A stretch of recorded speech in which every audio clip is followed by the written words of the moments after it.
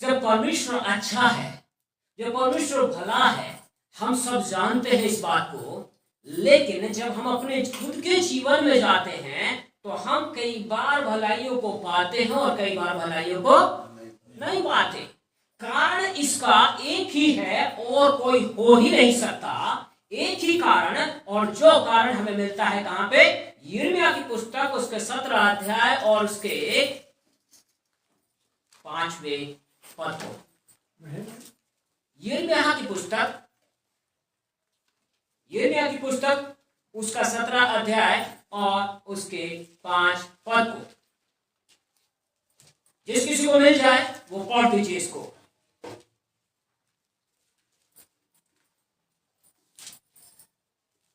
जी, मिल गया? यहोवा यूं कहता है, श्रापित है वह पुरुष जो मनुष्य पर भरोसा रखता है। ये परमेश्वर के वचन की चेतावनी है हर एक उस जन के लिए जो यहोवा को जानता है। हेलो, किसको जानता है? जो यहोवा को जानता है। ये उस सब के लिए चेतावनी है कि वो श्रापित हो जाएगा अगर उसका भरोसा यहोवा से हट करके कहां चला जाए? मनुष्य के ऊपर चला जाए। ये वचन सिर्फ आपको पढ़ने या अपने दिल को थोड़ा सा गुदगुदाने के लिए नहीं है। ये वचन विश्वास करने और मानने के योग्य है। हालेलुया! ये मानने के योग्य है। और अगर हम इसको मान रहे हैं तो मेरे और आपके जीवन के लिए भलाई भी है। परमेश्वर ने आशीष भी रखी है। परमेश्वर का वचन कहता है कि वो मुझ में और आप में चलेगा, बसेगा, वो हमारे मध्य में चलेगा। हालेलुया! हमारा जोश ठंडा हो रहा है ना? क्यों? क्योंकि चेतावनी मिल रही है। और चेतावनी ये है, मनुष्य पे भरोसा नहीं करना। और अगर हमने अब तक धोखे खाए हैं या अब तक हमने समस्याएं झेली हैं, हमारी समस्याओं का समाधान इसलिए नहीं हुआ क्योंकि हमने मनुष्य के ऊपर क्या किया? और भरोसा करने पे वही वचन जो मेरे जीवन के लिए लाभदायक था, मेरे जीवन के लिए क्या बन गया? वो फंदा बन गया। यही तो कह रहा है। क्यों? क्योंकि चेतावनी का उल्लंघन श्राप को ले आता है। चेतावनी का उल्लंघन श्राप को ले आता है। परमेश्वर की चेतावनी है मनुष्य पे भरोसा न करना। और हमारा सबसे अधिक भरोसा अगर किसी पर होता है, परमेश्वर से भी ज्यादा मनुष्य पे ही होता है। लेकिन वचन बताता है, बार बार परमेश्वर इसी बात को दर्शाता है। यही बात वो आगे भी कहां पे कहता है? भजन संहिता में कहता है। व्यवस्था विवरण 28 उसके पहले पद को पढ़िए, देखिए क्या लिखा हुआ है। व्यवस्था विवरण 28 और उसके पहले पद को।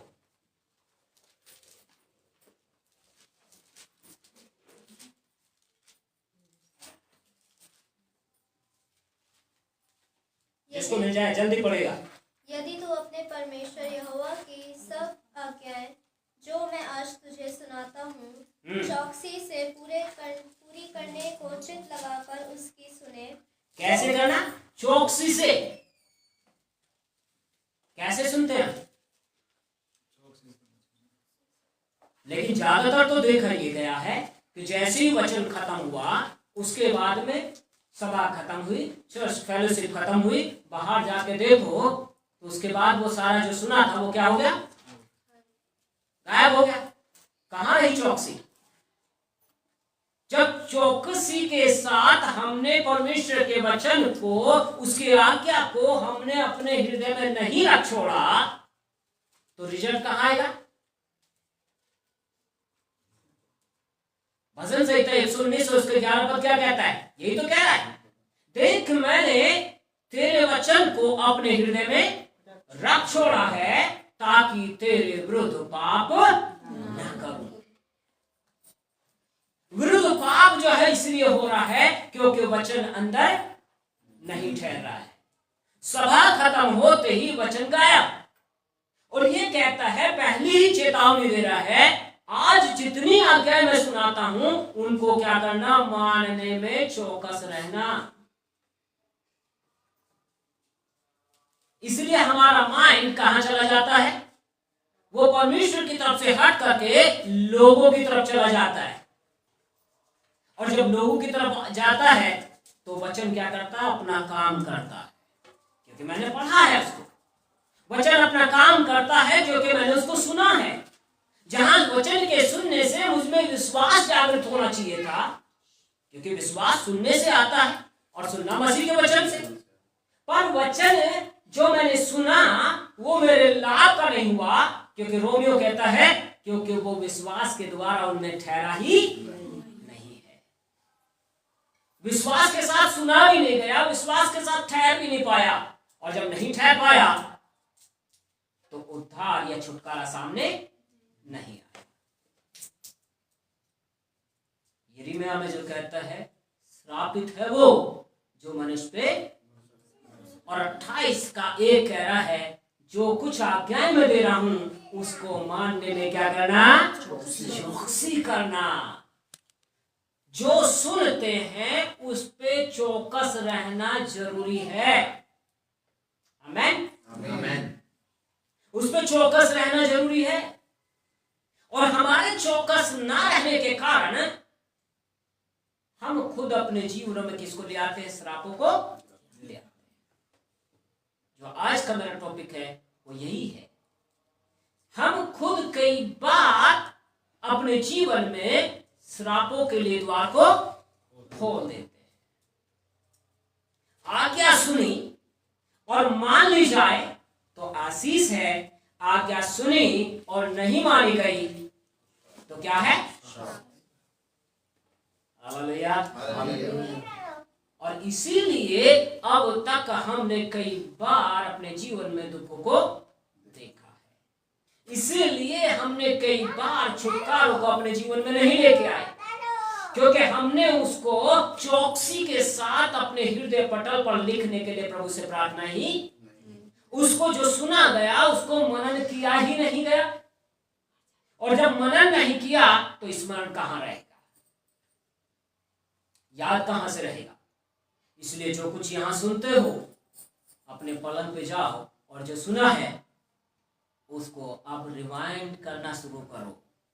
उसको जो है क्या करना शुरू करो, याद करना शुरू करो, आज क्या क्या मैंने सुना है। और जब आप उसको करोगे तब आपके जीवन में, आप कह रहे ना, याद हट जाती, वो वापस हो जाएगी। आमेन। चेतावनी, आपको याद होगा एक बार पहले मैंने दिया था कि चेतावनी आपको नाश करने के लिए नहीं, चेतावनी सुधार के लिए आती है। सो याद रखिए उन वचनों को भी। सो आज की जो चेतावनी है वो इस बात के लिए है, जो कुछ आज्ञा आप यहां से परमेश्वर के वचन के द्वारा सुनते हो वो मानने के लिए है। और मानने में चौकसी करेंगे तो परमेश्वर द्वारों को भी खोलना शुरू कर देगा, है ना, द्वारों को खोलना शुरू कर देगा। और अगर हमने उस पर मानने में चौकसी नहीं करी तो क्या होगा, भाई सिक्के के दो पहलू हैं, सिंपल सी बात है।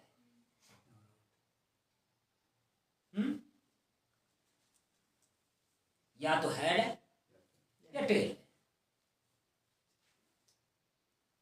सिर है या पूंछ है सीधे। तो सिर की तरफ चलोगे, सिक्का तो वही है, अरे आज्ञा तो वही है, वचन तो वही है, वचन तो बदलेगा नहीं ना। और जो यहोवा के मुख से निकल चुका, बाइबल कहती है वो निकल चुका, वो बदलता नहीं है। हालेलुया। वो बदलता नहीं है। या तो जो सुना है उसको क्या कर लिया जाए, मान लिया जाए, और प्रतिज्ञा और आशीष के भागीदार ठहरते चले जाए। इसमें आनंद ही आनंद है। और सुन करके नहीं चेते, नहीं माना, तो क्या होगा? तो क्या होगा? उसके साथ वो भी तो जुड़ा है ना, क्योंकि भरोसा कहां चला गया? लोगों पर। भरोसा परमेश्वर के वचन पे नहीं रहा, और जब परमेश्वर के वचन पे नहीं रहा तो चीजें गड़बड़ाएंगी। ठीक है जी, है ना? 28 के ही चलिए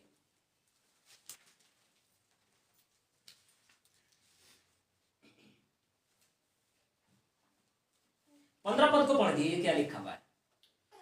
परंतु यदि तू अपने परमेश्वर यहोवा की बात ना सुने और उसकी सारी आज्ञाओं को और विधियों के पालन में जो मैं आज सुनाता हूँ चौकसी नहीं करेगा, तो ये सब साफ तुझ पर आ पड़ेंगे। तो आप सोच रहे हो कि मैं अपने मुंह से बोल रहा हूँ, अपने आप से बोल रहा हूँ, तो ऐसा नहीं है। परमेश्वर का वचन क्या कह रहा है? वही आज्ञा है जो आशीष को ला रही है, और वही आज्ञा का उल्लंघन किसको ले आ रहा है?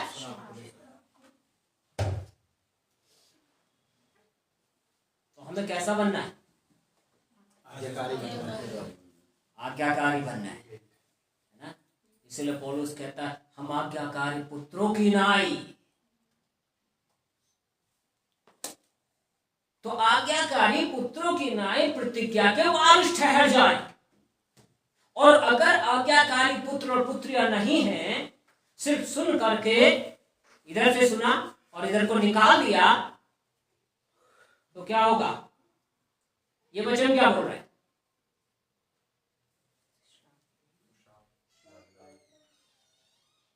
आशीष की जगह पे क्या आ गया? श्राप आ गया। अब आप कह सकते हो नहीं साहब, अब हमारे पास में यीशु का लहू है और इसलिए नहीं आएगा। तो यीशु ने क्या कहा था? आपको याद होना चाहिए, यीशु ने कहा मैं व्यवस्था को खत्म करने नहीं आया, पूरा करने के लिए आया, लॉ करने के लिए नहीं आया। मतलब आज्ञा पालन जो पहले था वो आज्ञा पालन आज भी है। आज्ञा पालन को हटाया नहीं है परमेश्वर ने। वचन की नाफरमानी, वचन का ना मान लेना श्रापों को लेकर आएगा प्रियो, और वचन का मान लेना आपके लिए रास्तों को समथर बना देगा। परमेश्वर किसी के पक्षपात नहीं करता है। परमेश्वर किसी का पक्षपात नहीं करता है, चाहे यहाँ पे खड़े होने वाला हो और चाहे नीचे बैठने वाला हो, चाहे सुनाने वाला हो और चाहे सुनने वाला हो। परमेश्वर का वचन आग की समान ताया हुआ है, जो कहता है उत्तम चांदी से भी ज्यादा ताया हुआ है। तो क्या करना है? अब अपने आप को हमें क्या करना है? जांचना है कि आज तक हमने आज्ञा पालन को सुन के परमेश्वर के वचन में जो बात हमने पढ़ी उसको हमने पढ़ करके मान लिया और आशीषें पाई, या पढ़ करके हमने छोड़ दिया और श्रापों को लिया। अब अपने जिंदगी को हम क्या करें? जांचना शुरू करें। और जब हम ऐसा जांचेंगे तो प्रियो हम पाएंगे कि हमने अब तक बहुत गड़बड़ियां की है, क्योंकि वचन की नाफरमानी सबसे खतरनाक मानी जाती है। और ऐसे में मैंने कई बार लोगों को जो है धराशायी होते देखा है। एक बात बताता हूं आज आपको, कई साल हो चुके उस बात को, लेकिन फिर भी ये बात आज भी लागू होती है। एक परमेश्वर का जन वचन का प्रचार कर रहा था और एक बुजुर्ग स्टेज पे बैठे हुए थे, और एक और हमारे साथ में ही एक और परमेश्वर का जन था। वो अपने साथ में कुछ लोगों को लेकर आया हुआ था, उनको लेकर के इधर ये आदमी प्रचार कर रहा है, वचन चल रहा है और हम लोग बैठ के सुन रहे हैं। लेकिन इस आदमी ने, दूसरे ने जाके क्या किया? अपने लोगों को कुछ कहते ना मक्खनबाजी ज्यादा करते लोग, है ना, मक्खनबाजी लगाने के लिए स्टेज पे बैठे हुए बुजुर्ग का जाके क्या करने लगे, उनको पैरों को अपने रुमालों से साफ करना। क्या हुआ इससे? आप कहोगे वो तो अच्छा कर रहा था, पर लोगों का ध्यान कहां खींच दिया? जहां लोगों का ध्यान वचन की तरफ होना चाहिए था, उसने किसकी ओर खींच दिया? अपनी ओर आकर्षित। और वह उसी दिन सीधे मेरे मुंह से तो निकला, मैं ये गया। इसने वचन को महत्व नहीं दिया। और मैं बताऊं, 6 महीना नहीं लगे, डेथ हो गई उस बंदे की, जबकि बड़ा नाम था उसका। लेकिन उसकी एक हरकत ने क्या किया? उसके जीवन में श्राप को ले आया। शायद श्राप तो और भी पहले होंगे, पर वो इतने खतरनाक नहीं थे जितना उसने क्या किया? वचन को महत्व नहीं दिया। और भजन संहिता 138 उसका आधा जो सेकंड भाग है वो क्या कहता है? पढ़ो जरा। भजन संहिता 138 उसका सेकंड पार्ट पढ़िए, देखिए क्या लिखा हुआ है। ठीक, 138, साम 138। क्योंकि तूने अपने वचन को अपने बड़े नाम से अधिक महत्व दिया है। हाँ जी, क्या दिया है? अपने वचन को अपने नाम से। सो वचन अपने आप में सक्षम है क्रिएट करने के लिए। ध्यान देना, क्या करने के लिए? बनाने के लिए। परमेश्वर ने सृष्टि की उत्पत्ति कैसे की? वचन। ठीक है। परमेश्वर ने लोगों को चंगा कैसे किया? बोल के। उसने अपने वचन के द्वारा सबकी बीमारियों को चंगा कर दिया, है ना। मत्ती में लिखा हुआ है, यीशु जिधर जाता था उधर अपने वचन के द्वारा लोगों को चंगा करता था, उनकी सारी दुख बीमारियों को हर लेता था, ऐसा लिखा हुआ है। किसके द्वारा? वचन के द्वारा। और यहां कह रहा है अपने वचन को उसने अपने नाम से भी अधिक क्या किया है? महत्व दिया है। और आज सबसे ज्यादा खतरनाक चीजें जो हो रही हैं, लोग वचन को महत्व ना दे करके दूसरी चीजों को महत्व दे रहे हैं, और यहीं पे श्राप पीछे लगा आता है। मेरे यहीं पे श्राप क्या कर रहा है? जिनके पीछे लगा आ रहा है। तो मैंने आपके सामने 2 पद पढ़े हैं, एक यिर्मयाह से और एक व्यवस्था विवरण 28 से। 28 का पहला क्या कहता है? दोबारा पढ़ लीजिए उसको, और 28 के फिर 15 पद को हम दोबारा पढ़ करके, है ना। ये जस्ट मैं आज आपको बैकग्राउंड बता रहा हूं, कैसे चीजें क्या कर रही हैं, काम करती हैं। और प्रभु ने अनुग्रह किया, आने वाले समय में मैं बताऊंगा श्राप कैसे काम करते हैं, कौन कौन सा श्राप है, और श्रापों के द्वारा कैसे हमारे जीवन जो बर्बाद, यहां तक कि खुद पैदा किए हुए श्राप, दूसरा नहीं, खुद हमारी बोली हमारे लिए श्रापों को लेके आती है ना। हाँ जी, 28 का पहला पद पढ़े जोर से कोई भी। यदि तू अपने परमेश्वर यहोवा की सब आज्ञाएं जो मैं आज तुझे सुनाता हूँ। कौन सी आज्ञाएं? सब आज्ञाएं। आज्ञाएं। ध्यान देना इस चीज पे। तो आज्ञाओं को लोप नहीं किया परमेश्वर ने, बलिदान के काम को पूरा किया है। हाँ जी, चौकसी से पूरी करने को चौकसी से पूरी करने की कोशिश करे। हाँ, चित लगाकर सुने, हाँ, उसकी सुने, तो वह तुझे पृथ्वी की सब जातियों में श्रेष्ठ करेगा। तो वो क्या करेगा? पृथ्वी की सब जातियों घर में श्रेष्ठ करेगा। क्या कर रहा है? में। आप ध्यान रखना इसको जरा। अब 15 पद को पढ़े, देखिए क्या लिखा हुआ है। परंतु यदि तू अपने परमेश्वर यहोवा की बात न सुने, हाँ, और अगर उसकी बात ना सुने और उसकी सारी आज्ञाओं और विधियों के पालने में जो मैं आज सुनाता हूँ चौकसी नहीं करेगा, तो ये सब श्राप तुझ पर आ पड़ेंगे। वचन वही है, आज्ञा वही है, और वही वचन क्या कर रहा है? इसीलिए कहा जाता है 2 धारी तलवार है। जो कूदे कूदे को आर पार छेद देता है। यही वचन अगर हम मान लेते हैं, आज्ञा पालन में चल लेते हैं, तो आपके लिए बहुतायत का रास्ता खुल जाता है। और इसी वचन को अगर हम इग्नोर कर दें, चौकसी न करें मानने में, तो दूसरा काम भी शुरू,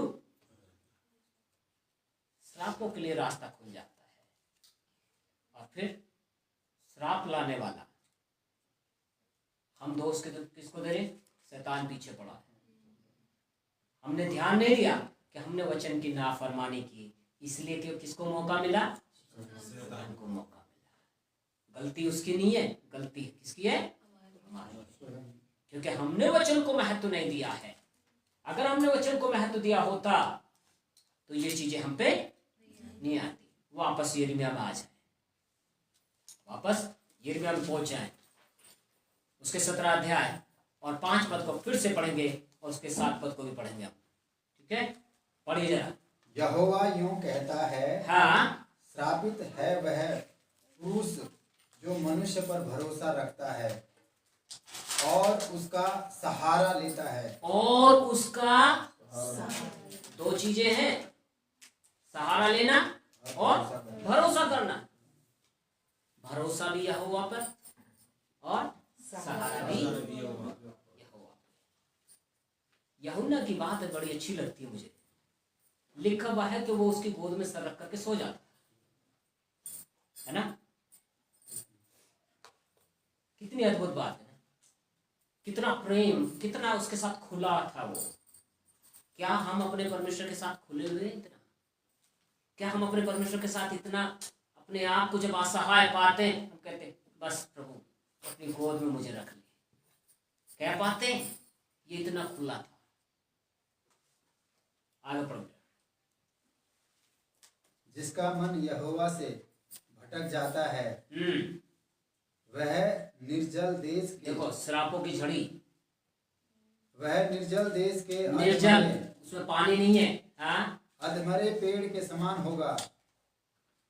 अधमरे पेड़ का मतलब है ताकत नहीं है, बीमारियों से पूरा पूरा जकड़ा हुआ है, समस्याएं इतनी ज्यादा हैं कि वो जो है बिल्कुल अधमरा पड़ा है और कभी भलाई ना देखेगा। और कभी भलाई न देखेगा। हाँ, वह निर्जल और निर्जन, निर्जल और निर्जन, ना लोग ना पानी, हाँ, तथा लोन छाई भूमि पर बसेगा। है ना। जो पूरी पूरी कैसे कर दी गई है, धूप ने, सूर्य ने क्या कर दिया, जिसको बिल्कुल तपा दिया है, एकदम झुलस गई है जो, और आप उसमें कुछ भी नहीं होगा, लोन छाई। हाँ, धन्य है वह पुरुष, लेकिन 7वां पद कुछ कहता है, कहता है धन्य है वो पुरुष जो यहोवा पर भरोसा रखता है। जो यहोवा पर भरोसा रखता है। यहोवा पर भरोसा रखने का मतलब है परमेश्वर के वचन को मान लेना और उसमें जीना। जिसने परमेश्वर को अपना आधार माना हो, जिसने परमेश्वर को अपना आधार माना हो, इसका मतलब किसी भी परिस्थिति, किसी भी क्षण में परमेश्वर ही उसके लिए सब कुछ हो, पूरा स्रोत वही हो, चाहे बुद्धि का, समझ का, ज्ञान का, या फाइनेंस, या कुछ भी चीजें क्यों ना हो, पैसे की बात हो या किसी भी चीज की, पूरा फोकस किसी पर हो, उसी पर हो। और अगर हम देखें, हमने इन इतनी बातों में क्या किया है, अपने आप में चूके हैं। लेकिन आज परमेश्वर का वचन आपको मुझको उकसा रहा है कि हम चौकसी बरतें परमेश्वर के वचन को मानने में, ताकि हम फलवत हो जाएं। Hallelujah, hallelujah. सो दोनों चीजें परमेश्वर ने रखी हैं, पर आगे आने वाले समय में हम इसकी गहराइयों में आगे बढ़ेंगे। पर आज याद रख लें, जो वचन सुना गया है वो दोनों तरीके से काम करता है। वो क्योंकि दोधारी तलवार के समान है, वो आशीष भी लेके आता है, ना फरमाने पे श्राप भी लेके आता है। सो हम सचेत रहें, चौकस रहें और उसको मानते हुए प्रतिज्ञाओं में शामिल हो जाए, ताकि परमेश्वर मुझको और आपको श्रोमणि ठहराता चला जाए। Amen. God bless you all.